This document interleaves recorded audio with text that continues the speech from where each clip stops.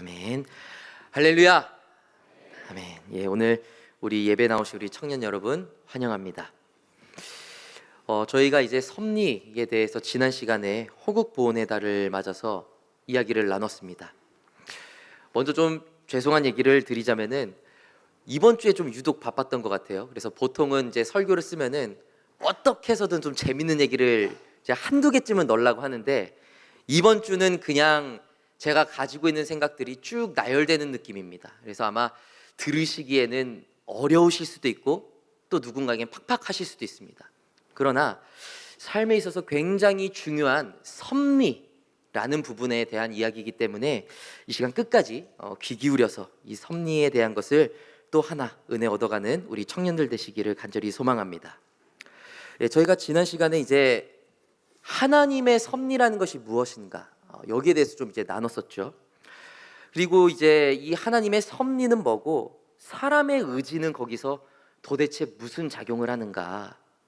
잠깐 되돌아보자면 우리는 하나님의 섭리라는 것을 생각할 때에 섭리라는 것을 굉장히 편협하게 이해할 때가 있다. 이걸 좀 나눴었습니다.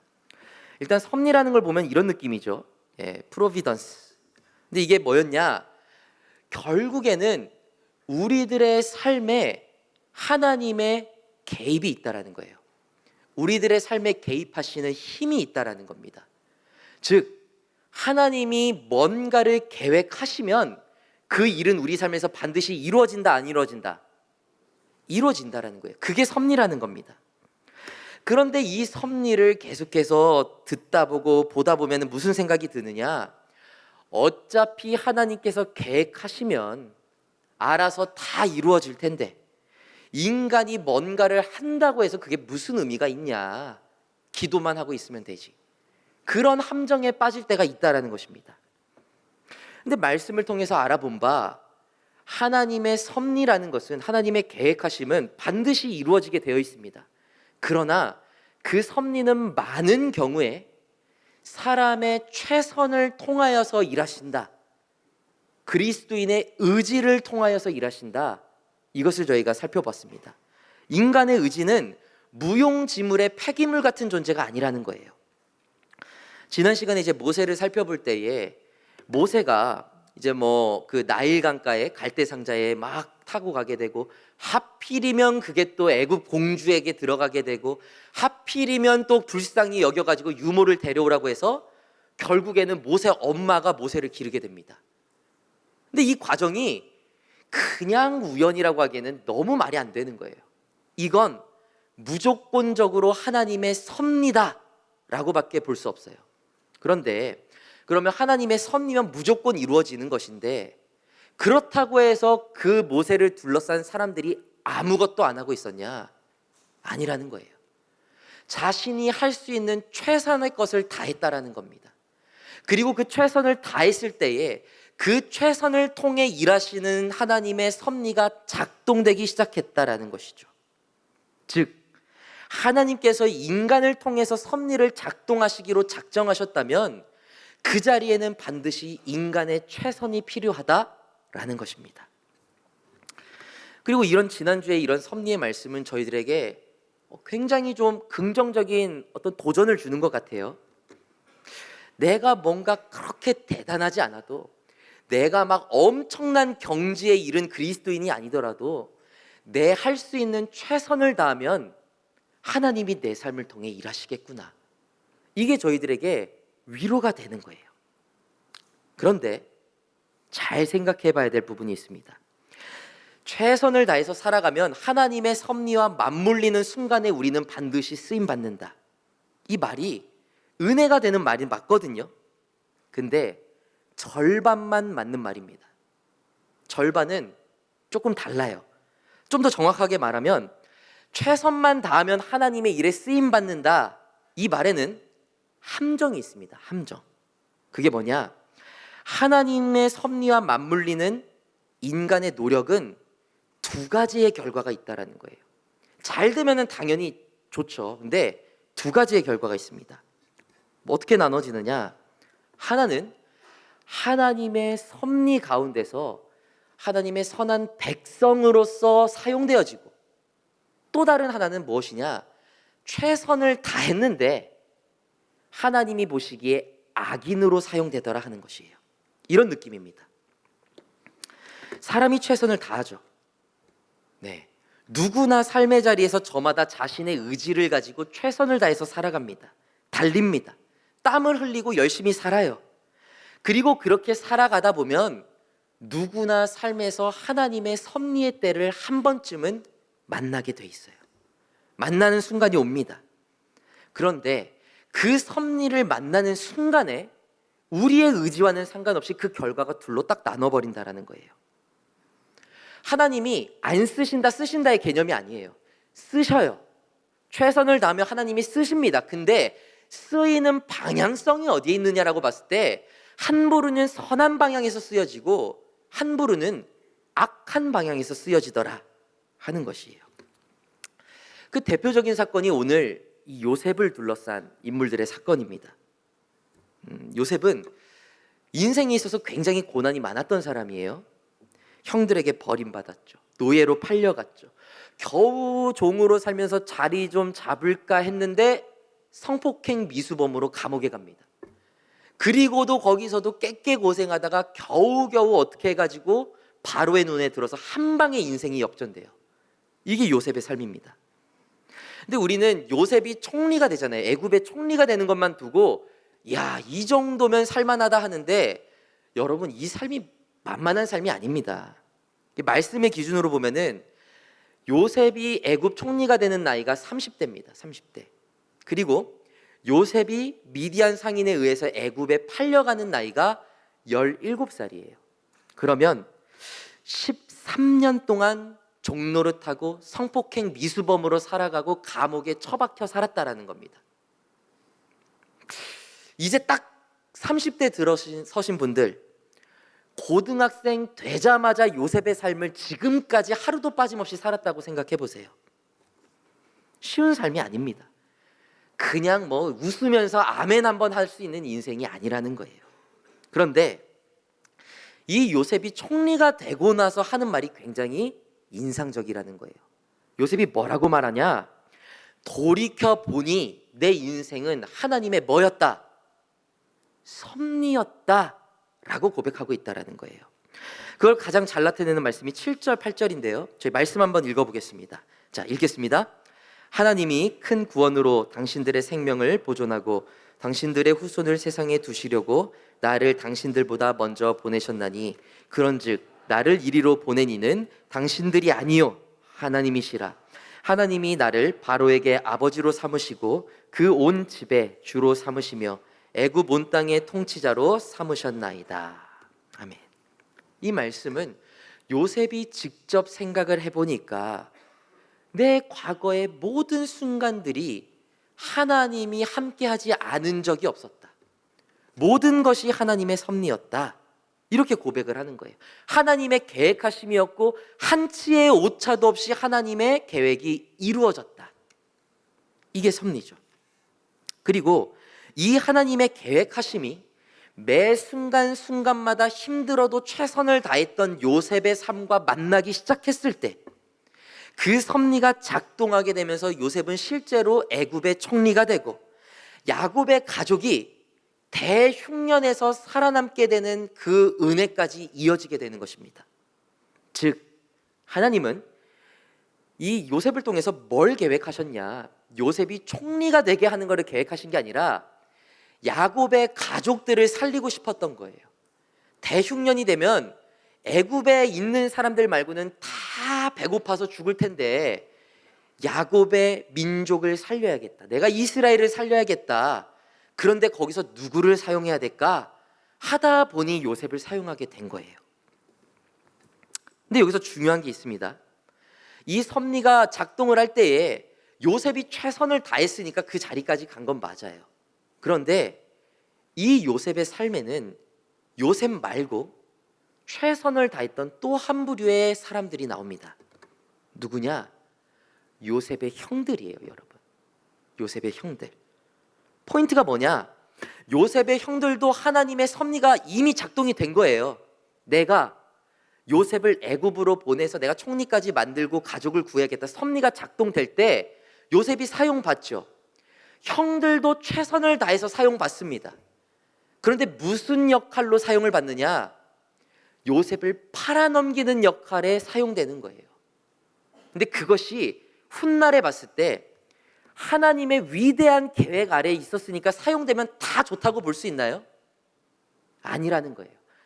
악인으로서 사용되어지고 있다라는 것입니다. 이 요셉의 형들이 얼마나 열심히 했는지 몰라요, 여러분. 18절 보면은, 여기서부터 보면은 이렇게 얘기를 합니다. 요셉을 보는데 어느 날부터 요셉이 조금 띠꺼워요. 좀 재수가 없어. 사실은 제가 봐도 좀 재수가 없긴 했어. 근데 그러면 형들로서 좀 가르치거나 뭔가 그런 과정이 있어야 되는데 형들이 어떤 생각을 하느냐? 죽여야겠다 하는 겁니다. 죽여야겠다. 근데 이게 갑자기 뭐 우발적으로 뭐 자신도 모르게 홧김에 그런 게 아니라 철저하고 치밀하게 준비하기 시작했다라는 거예요. 요셉을 죽이려는 것을 어떻게 죽여야 될지, 그리고 죽이고 나면 당연히 후폭풍이 있을 텐데 그 후폭풍에는 어떻게 대응해야 될지 처음부터 하나부터 열까지 하나하나 다 최선을 다해서 계획하기 시작했다라는 겁니다. 그 이후에 실제로 형들이 요셉을 붙들고 요셉을 구덩이에 던져버려요. 요셉의 옷을 벗깁니다. 그런데 이제 당장 죽이려고 했는데 그래도 한 형제가 다행히 막아서, 그러면 미디안 상인들에게 팔아버리자. 애굽으로 팔려가면 어차피 노예로 가니까 찾아올 수도 없고 우리는 짤짤이 좀 벌어서 좋고, 이렇게 생각을 한 겁니다. 그리고 모의한 대로 벗겨두었던 그 요셉의 옷, 그거를 막 칼질을 해요. 막 찢어버립니다. 그 다음에 그거를 동물의 피를 잡아서 적셔요. 그리고 그걸 누구한테 가져가요? 아버지한테 가져가는 거예요. 그러면서 모르는 척하는 겁니다. 돌아오는 길에 이 피 묻은 옷을 발견했는데 아무리 봐도 이게 요셉의 옷이에요, 아버지. 이렇게 얘기를 하는 겁니다. 자기들이 다 짜놓은 판 위에서 능청스럽게 낙담하는 척을 해요. 그러자 요셉을 사랑했던 아버지 야곱이 멘탈이 나가죠. 그 피 묻은 옷을 보고 그냥 정신이 나가버리는 거예요. 하염없이 슬퍼합니다. 그랬더니 그때 형들은 이제 어떻게 하느냐? 35절입니다, 여러분. 35절은 없나 보네요. 네, 있네요. 네, 어떻게 하느냐? 그 형제들이 야곱을 어떻게 했대요? 위로했더라 되어 있어요. 위로했더라. 자기들이 노예로 팔아놓고, 아버지 너무 슬퍼하지 마세요. 아버지 이제 일어나셔야죠. 아버지만 힘든 게 아닙니다. 우리도 마음이 찢어질 것 같아요. 아버지를 위로했다라는 거예요. 너무너무 저는 이게 가증스러워요, 여러분. 아이고, 이건 아닙니다. 네, 속으로는 들키지 않은 것에 대해서 묘한 쾌감을 느껴요. 넘어갔다, 안 걸렸다, 안도감을 느끼는데 겉으로는 인상을 써가면서 한숨을 푹푹 쉬고 있는 겁니다. 철저한 악의 모양이에요. 최선을 다하고 있는 악의 모양입니다. 자, 여기가 중요합니다. 하나님은 요셉의 앞길, 그리고 이스라엘, 이 야곱의 가족들을 모두 구원할 계획을 하고 계셨어요. 그런데 이때 하나님이 섭리 속에서 누군가의 최선을 사용하시는 거예요. 누구의 최선을 사용하시냐? 요셉의 형들의 최선을 사용하시는 겁니다. 하나님은 요셉 형제들의 최선을 사용하셔서 요셉을 애굽으로 보내버리십니다. 그리고 하나님은 그 최선을 통해 요셉을 총리로 만드는 섭리의 일부로 사용해 버리시는 거예요. 여러분, 묘하지 않으세요? 안 사용해야 되는 거 아니에요? 하나님의 계획하심이라도 사용하신다라는 거예요. 형들은 하나님의 뜻을 생각한 것도 아니었고 그 행동이 정당하지도 않았어요. 그런데 하나님은 그 모든 최선을 섭리의 재료로 사용하고 계시는 겁니다. 하나님께 쓰임을 받은 거예요. 받았어요. 그런데 지금 이 행태가 하나님의 큰 일에 쓰임을 받았으니 자랑스러워할 일이에요, 여러분. 이게 이런 거죠. 야 요셉, 너 내가 너를 팔아 넘겨서 애굽의 총리까지 갈 수 있었던 거야. 내가 그때는 조금 그러긴 했는데 하나님이 나 쓰셨어. 네가 나한테 비난하면 안 되지. 하나님이 날 쓰셨는데. 이렇게 이야기할 수 있어요, 여러분? 정신 차려야 되는 거예요, 여러분. 피눈물 흘려야 되는 겁니다, 이거는. 지금 이 사람들은 최선을 다하고도 그저 악하고 추악하고 부끄러움만 남는 일에 사용되어진 거예요. 이런 모습들은 섭리 가운데서 지속적으로 발견됩니다. 최선을 다한다고 다가 아니라는 거예요. 최선을 다하면 하나님이 선하게 사용도 하시죠. 근데 멋모르고 최선을 다했는데 악한 곳에 사용되는 경우가 있더라니까요. 여러분, 가룟 유다를 보세요. 가룟 유다. 예수님의 십자가 구원 사건은요, 우발적으로 생긴 사건이 아니죠. 예수님의 십자가는 철저한 하나님의 계획하심이었고 철저히 하나님의 섭리 가운데서 돌아갔던 구원 사건이었습니다. 그런데 이 섭리에서도 한 명이 사용당하는데 안타깝게 사용되는 사람이 나타난다는 거예요. 그게 누구예요? 가룟 유다가 하나님의 섭리에 사용되고 있다는 거예요. 이 가룟 유다도요, 여러분, 대충 산 사람 아닙니다. 정말 최선을 다해서 살았던 사람이었어요. 그리고 유다가 예수님을 이제 대제사장들에게 넘겨주잖아요. 넘겨줄 때에 결코 그냥 대충 움직이지 않습니다. 찾아가서 내가 넘겨줄게. 얼마 줄 거야? 흥정을 일단 합니다. 흥정을 하면서 아주 치열하게 계획을 짜는데 어떻게 하느냐? 내가 팔아넘긴 건 걸리고 싶지 않아요. 그러니까 사인을 주고받는 거예요. 사인을. 무슨 사인? 내가 너희들이 저기서 매복을 하고 있으면 예수님한테 내가 입맞춤을 할게. 그러면 입맞춤을 한 사람이 예수님이야. 그냥 그 사람 죽게 지켜보고 있다가 잡아가면 돼. 암호까지 따주는 겁니다. 암호까지. 그리고 예수님께 다가와서 능청스럽게 랍비여 안녕하십니까 하고 입을 맞춰요. 유다는 최선을 다해서 움직였습니다. 그리고 유다에겐 엄청난 사건이 벌어지죠. 자신이 예수님을 팔아넘긴 덕분에 예수님이 십자가에 달리시게 된 거예요. 하나님이 유다를 사용하여 주신 거예요, 여러분. 가룟 유다가 아니었으면 십자가가 더 늦어질 뻔했어요. 하나님은 유다의 배반을 디딤돌 삼으셔서 자신의 일을 정확하게 행하신 겁니다. 섭리에 사용해 주셨어요. 그러면 하나님께서 선한 일에 가룟 유다를 사용하셨으니까 가룟 유다는 선한 사람입니까? 재밌는 건요, 실제로 그렇게 보는 학자들이 있어요. 가룟 유다는 사실 선한 사람이었다. 그게 제가 아까 전에 잠깐 보여드린 건데요. 여러분, 이거 한번 왼쪽에 있는 글 한번 읽어주세요. 자, 한번 읽겠습니다. 유다의 행위 역시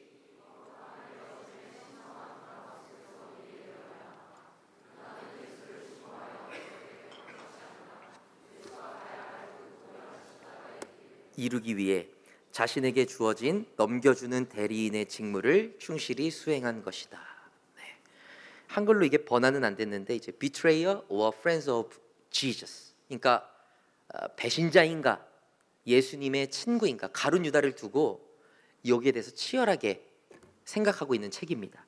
근데 이 책의 주장이 뭐냐면 예수님의 십자가가 여러분 너무너무 거룩한 거잖아요. 그렇죠? 예수님의 십자가가 너무 거룩한 것이기 때문에 그 일에 사용된 가룟 유다가 더러웠을 리가 없다라는 거예요. 이 사람의 주장은. 그런데 명백하게 틀린 거예요. 이 주장은 너무 터무니가 없어요. 아예 대놓고 이렇게 말합니다. 가룟 유다를 보고 요한복음이 뭐라고 말하냐? 대놓고 그는 뭐라고요? 도둑이라. 도둑이라. 그냥 아예 대놓고 도둑이라고 말하는데 왜 유다를 도대체 옹호하는 걸까? 간단해요. 섭리, 하나님의 섭리에 사용된다라고 하면 무조건 좋게 사용될 것이다 라는 생각만 갖고 있기 때문에 그런 겁니다. 단편적인 오해가 있기 때문이에요. 유다는 최선을 다했죠. 그런데 그 유다의 최선은 악인으로서 철저히 하나님께 이용당하고 있는 겁니다. 성경을 보면 다 그래요. 가룟 유다보다 더 나쁜 사람들이 누군 줄 아세요? 이 가룟 유다에게 돈을 줬던 대제사장들이에요. 가룟 유다는 이제 예수님을 팔아 넘기고 스스로 목숨을 끊었잖아요. 목숨을 끊었을 때 오히려 안도에 한숨을 쉬던 사람들이 있어요. 대제사장들이에요. 다행이다. 야, 걔 예수님의 제자 있잖아.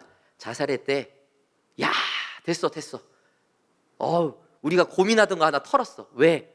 팔아놓고 가룟 유다가 다시 돌아서 가지고 예수님 전하면 골치 아파지니까 자살한 게 그 사람들한테는 안심인 거예요. 이제 예수만 죽이면 돼. 모든 것이 자기들이 계획한 대로 착착착 흘러갑니다. 자신들이 최선을 다해서 예수님을 죽이려고 했어요. 하나님께 기도 안 한 거 아닙니다. 그렇게 했는데 결국에 성공하는 거예요.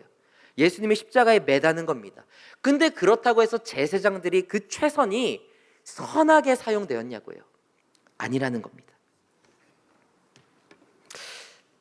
조금 어렵습니다만은 이게 이해가 되셔야 돼요. 누구나 최선을 다하면서 살아갑니다. 그리고 그 최선을 다하면서 살아가는 그 순간에 누구나 한 번은 하나님의 거대한 섭리의 흐름을 만나게 돼요. 그러나 그 섭리가 내 삶에 작동하는 순간에 내가 최선을 다하고 있었으니까 나는 무조건 좋게 사용되어지겠지 라고 생각하는 그 기대, 그거는 오해일 수 있다는 겁니다. 최선을 다해야죠. 최선을 다하면 사용을 받습니다. 근데 그냥 최선을 다하는 게 아니라 제대로 최선을 다하는 게 중요하다는 거예요. 그러면 생각해 보시죠. 최선을 무조건 다하긴 하는데 누구는 악인이 되고 누구는 의인이 되고 도대체 이것을 가르는 기준이 뭘까요? 한 인생의 최선이 악인의 부끄러움과 선한 백성의 감격으로 나뉘게 되는 그 기준이 도대체 무엇입니까? 그 기준은 열심의 정도는 아닙니다. 누군가는 이렇게 생각해요. 내가 조금 덜 열심히 해서 사용을 못 받았나 보다. 내가 이렇게 열심히 했으니까 사용받은 거야. 열심의 정도로 악하게 사용되고 선하게 사용되어지고 그건 아니에요. 성공적인 결과도 기준이 될 수 없습니다, 여러분. 내가 원하던 게 있었는데 열심히 해서 성공했으니까 이건 선하게 사용된 거야. 모르는 거예요. 성공하고도 악하게 사용될 수 있는 거예요. 정말로 그러면 최선을 다할 때 가장 중요한 그 기준은 무엇인가? 열심의 중심에 누가 있는가? 내가 최선을 다하는 그 삶의 중심에 누가 있는가? 무엇이 있는가? 그것이 섭리 가운데 내가 사용될 때 악인의 자리에 있는지 선한 백성의 자리에 있는지를 가르게 되는 중요한 기준이 되어준다는 겁니다. 누구나 삶을 열심히 살아요. 이건 본능 같은 거예요.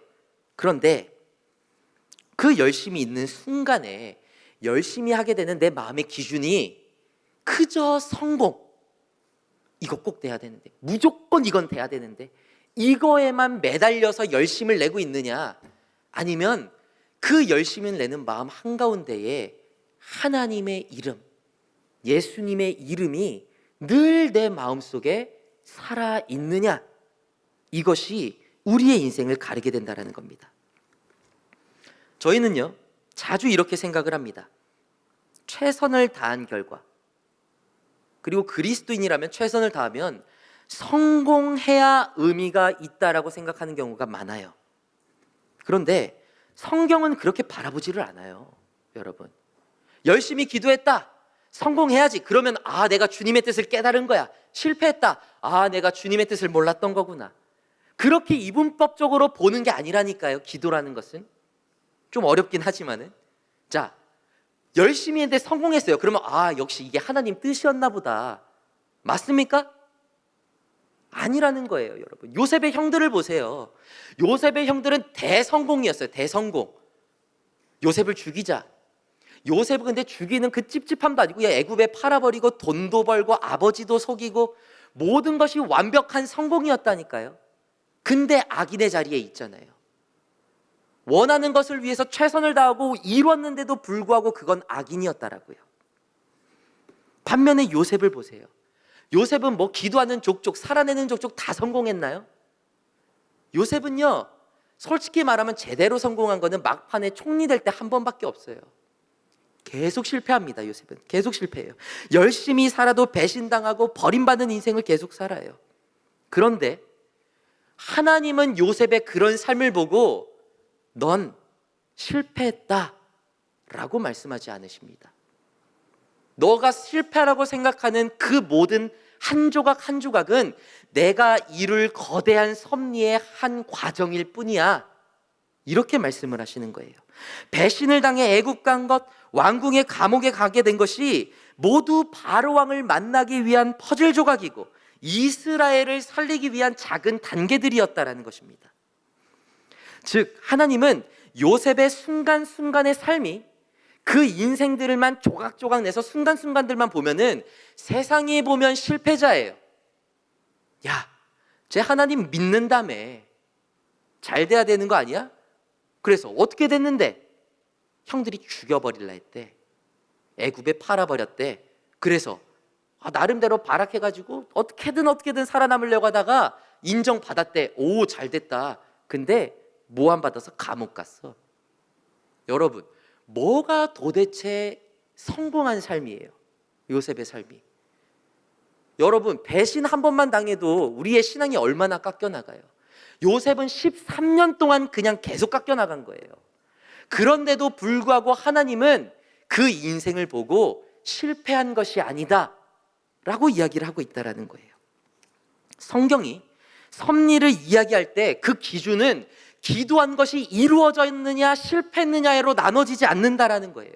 실패했을 지연정, 성공을 했든 실패를 했던 그 마음의 중심에 하나님이 있었느냐, 그것을 통해서 실패했다 할지라도 마음의 중심에 하나님이 있었어? 그러면 넌 선하게 인도되어지고 있는 중이야. 하나님이 그렇게 말씀하고 계신다라는 겁니다. 저희는 삶을 바라볼 때 이런 기준에서 바라볼 필요가 있어요.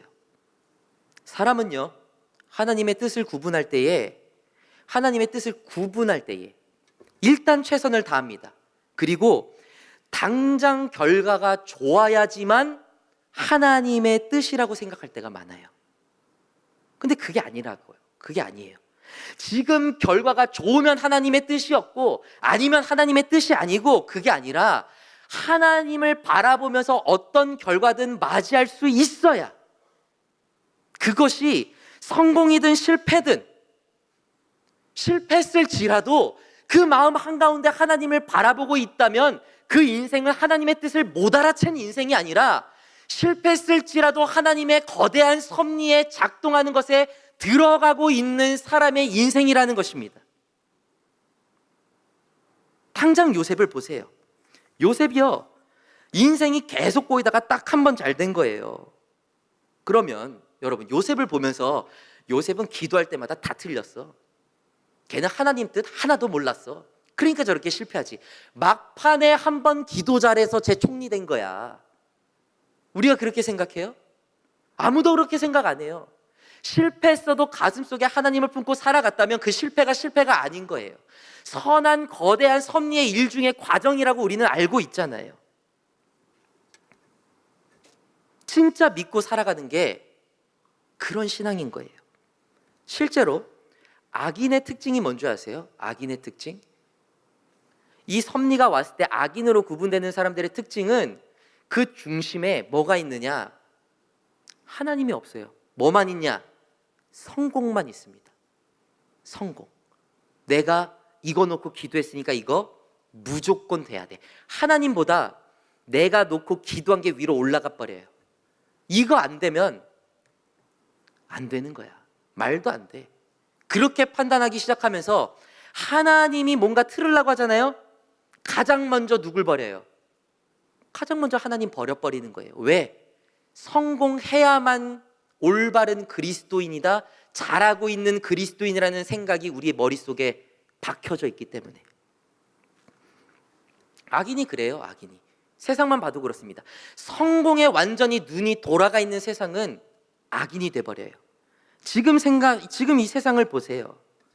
자기 뜻대로 어떻게든 이겨보겠다고 하나님 무서운 줄 모르고 행동하잖아요. 지금 이 세상 돌아가는 걸 보면요, 공의가 없어요. 여러분, 공의가. 이기면 모든 것이 괜찮은 듯 느껴지는 시대가 되어버렸어요. 근데 이들이요, 최선을 다하지 않는 게 아니에요. 최선을 다하고 있는 거예요. 어떻게 악착같이 이악 물고 말도 안 되는 행동들만 일삼는지 요셉의 형들도 혀를 두를 기세입니다. 근데 그렇게 살아갈 때도 하나님의 섭리가 작동하면 하나님이 쓰신다는 거예요. 근데 그 쓰실 때 여러분 잘 아셔야 돼요. 무조건 패배할 것 같죠? 당장 볼 때 그 사람들이 승리할 수 있어요. 그럼 어떻게 하실 건데요? 하나님이 안 계신 거예요? 우리는 어떤 믿음이 있어야 되느냐? 지금 그 섭리, 승리만 바라보고 가는 하나님도 모르는 그런 사람들이 얻게 되는 승리를 보면서 하나님이 계신가? 그게 아니라 저 사람들의 성공을 통해서 하나님이 악을 사용하시겠구나. 그럼 반대로 하나님을 믿고 있는 사람들이 만약에 실패를 경험하면 뭐라고 해야 돼요? 우리 하나님이 왜 이러실까가 아니라 나는 이 실패를 통해 더 큰 어떤 하나님의 섭리의 영역에 들어가고 있구나. 이걸 고백하면서 살아갈 수 있어야 되는 거예요. 그게 진짜 그리스도인이고 하나님을 절대적으로 만나본 사람이 할 수 있는 고백인 것입니다. 지금 당장 성공과 실패를 떠나서 마음속에 늘 하나님이 있다면 그 모습은 언젠가는 선한 백성으로 은혜 받는 자리에 은혜 받는 그런 자의 모습으로 가게 되어 있어요. 여러분의 삶도 마찬가지입니다. 때로 우리는 하나님의 섭리 앞에 좌절하고 절망할 때가 있어요. 왜요? 실패한 것 같아서. 내가 기도했는데 내가 기도했던 거랑 결과가 달라서. 뭔가 준비하고 기대하고 엄청 기대하면서 기도를 많이 했습니다. 근데 그 결과가 내가 생각했던 것과 어긋나면 우리는 낙심합니다. 그리고 그 낙심은 그냥 내가 했는데 잘 안 됐구나. 여기서 끝나는 게 아니에요. 우리 신앙에 영향이 가기 시작합니다. 분명히 나는 기도를 했는데 왜 안 됐을까? 왜 안 됐을까? 내 기도가 잘못된 걸까? 내 방법이 잘못된 걸까? 내가 사실은 하나님을 잘못 믿고 있는 게 아닐까? 내가 사실은 하나님께 버림받은 자가 아닐까? 사랑받지 못하는 거 아닐까? 하나님이 나를 모르시는 거 아닐까? 유기된 게 아닐까? 온갖 생각이 우리의 머릿속을 가득 채워요. 또아리 틀어버립니다. 근데 그게 아니라는 거예요. 섭리라는 것은. 섭리는 실패해서 물론 하나님의 뜻이 아닌 경우가 있습니다. 네, 그건 맞아요. 그러나 모든 경우가 그런 것은 아니라는 거예요. 오히려 성공해서 악이 돼버리는 경우가 있는 거예요. 실패해야 선한 백성으로 남게 되는 순간이 있는 겁니다. 섭리란 그런 거예요. 물론 말씀 중에 열매를 보고 안다 이런 말이 있습니다. 근데 그 열매가 왜 지금 당장 내가 기도하고 있는 거의 결과만 열매라고 생각을 하세요? 하나님은 더 멀리 있는 곳에 있는 열매를 준비하고 계실 수도 있잖아요. 나무만 생각해봐도 그래요. 열매를 맺으려면 어떻게 해야 되냐? 겨울을 지나야 돼요. 근데 이 겨울에 나무가 진짜 나중에 열매를 맺으려면 어떻게 해야 되냐? 겨울 동안에 자신이 갖고 있는 나뭇잎들을 다 떨어뜨려야 됩니다. 고독해져야 돼요. 철저히 혼자가 돼야 됩니다. 그 시간이 지나야 진짜 나중에 온전한 아주 탐스러운 열매가 맺힐 수 있게 되는 거예요. 그러면 겨울이라는 계절이 왔을 때 나무의 입장에서 열매를 위해서 겨울이라면 뭐가 성공입니까? 잎이 푸르고 청청하고 쭉쭉 자라는 게 성공입니까? 나뭇잎 하나도 없는 그 상태가 성공인 거예요. 나무한테는. 그래야 나중에 다시 자라나게 될 때 열매가 맺히게 되기 때문에. 나뭇잎이 하나도 없어요. 너무 초라해버려요. 그게 왜 실패예요? 성공이라니까요. 오히려 실패로 보이지만 그 실패한 모습 자체가 성공이라니까요. 오히려 한겨울인데 잎이 파릇파릇하고 막 잎이 막 이렇게 넓게 퍼져 있는 식물들 보면요, 그건 오히려 그 길로 죽는 거예요. 쟤는 곧 있으면 죽겠구나, 말라 삐뚤어지겠구나, 얼어 죽겠구나, 그렇게 가게 되는 거예요. 우리의 삶이 딱 그렇죠. 우리는 기도를 해놓고도, 하나님을 바라봐 놓고도, 최선을 다해 놓고도 결과가 좋지 않으면 낙심합니다. 그렇지 않습니다. 근데 그게 아니에요. 지금 당장 결과가 좋지 않을지언정 여러분이 기도 가운데 준비했다면, 하나님이 그 중심에 있었다면 그 실패는 오히려 긴 섭리 가운데 여러분의 자양분이 되어줄 것입니다. 기도했는데 실패했다고요? 그러면 기도했는데도 실패했다면, 내가 정말로 하나님을 제대로 바라보고 있었는데도 실패했다면 그 실패에는 이유가 있는 거예요. 그리고 그 실패가 언젠가는 하나님의 섭리 안에서 가장 선한 것으로 우리의 삶에 되돌아오게 된다라는 것입니다. 진짜 위험한 것은요, 지금 당장 실패하는 게 여러분의 삶에 위험한 게 아니에요.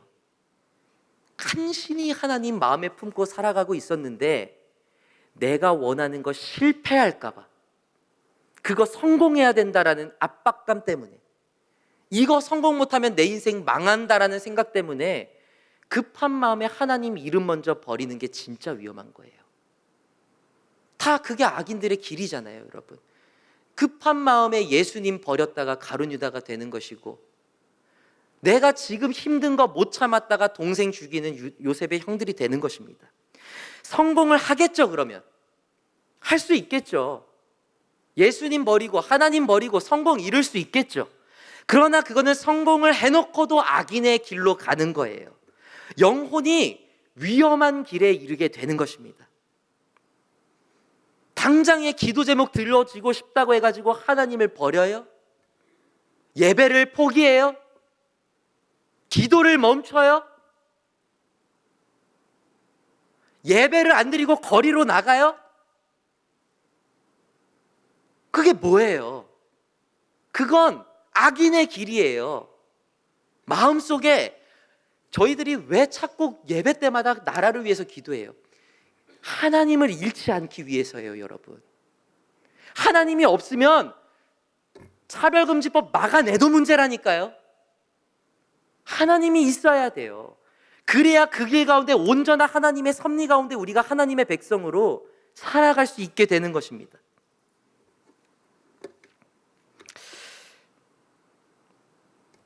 이상하게 가버렸습니다.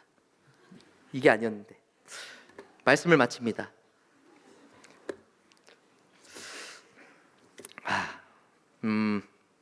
우리 다드림 청년 여러분, 삶에서 최선을 제가 다해야 된다, 지난 시간에 말씀을 드렸죠. 사실은 이미 여러분이 최선을 다하면서 살아가고 있다는 걸 알고 있습니다. 제가 신방을 하면요, 다들 나름의 이 치열함을 가지고 살고 있다는 걸 제가 많이 듣게 돼요. 그래서 지난 시간에 얘기하고 살짝 미안하기도 했어요. 이미 최선을 다해서 살고 있는 우리 청년들한테 뭘 더 최선을 다하라고, 뭘 더 짜내라고, 그런 생각도 하게 됩니다. 그런데 여러분, 최선을 다하는 게 굉장히 중요하고 이미 잘하고 계신데 이 시간 이것을 기억해야 됩니다. 그 최선을 다하실 때에 모든 일의 결국을 그 일에 성패에만 두지 않는 청년들이 되시기를 바랍니다. 취업에 관한 일, 관계에 관한 일, 미래에 대한 불안, 그렇죠. 이게 안 중요할 수가 없습니다. 그리고 그렇기 때문에 이런 일들이 당장에 잘 안 풀리면 우리는 신앙의 위기가 찾아오죠. 그러나 그럴 때마다 오늘의 말씀을 반드시 기억하시기 바랍니다. 답답할 수 있죠. 왜 실패했을까? 내 신앙이 별거 아닌가? 그러나 하나님의 섭리 안에선 그렇지 않습니다. 여러분의 그 실패는 언젠가는 하나님의 선한 계획 아래 반드시 여러분의 인생을 돕게 되는 아주 중요한 카드로 사용되어질 줄로 믿습니다. 그래서 이 답답함, 그런 것들이, 나의 조급함, 실패에 대한 상처, 그런 것들이 하나님을 포기하게 만드는 불신앙이 아니라 끝까지 섭리의 퍼즐을 완성하시는 하나님을 향한 시선으로 이어지는 우리 청년들 되시기를 간절히 축원합니다. 저 이 시간에 찬양 하나 하면서 나아가실 텐데요. 오늘의 말씀을 생각하면서 찬양하시겠습니다. 찬양하기 전에 오늘의 말씀이 들려지고 한 주를 또 살아가시겠죠. 시간이 흘러서 이번 한 주를 회상하실 때에는 최선을 다하는 이 한 주가 어쩌면 답답하고 씁쓸하고 조바심이 날 수 있는 한 주가 될 수도 있겠죠. 그러나 그렇다고 해서 그것을 포기하고 악인의 길에 들어서는 시간이 아니라 끝까지 하나님을 바라보며 하나님의 선한 백성으로 살아가는 그 섭리의 영역에 들어가는 한 주로 기억되어지기를 간절히 소망합니다. 우리가 이 소망 가운데 함께 찬양 고백하겠습니다.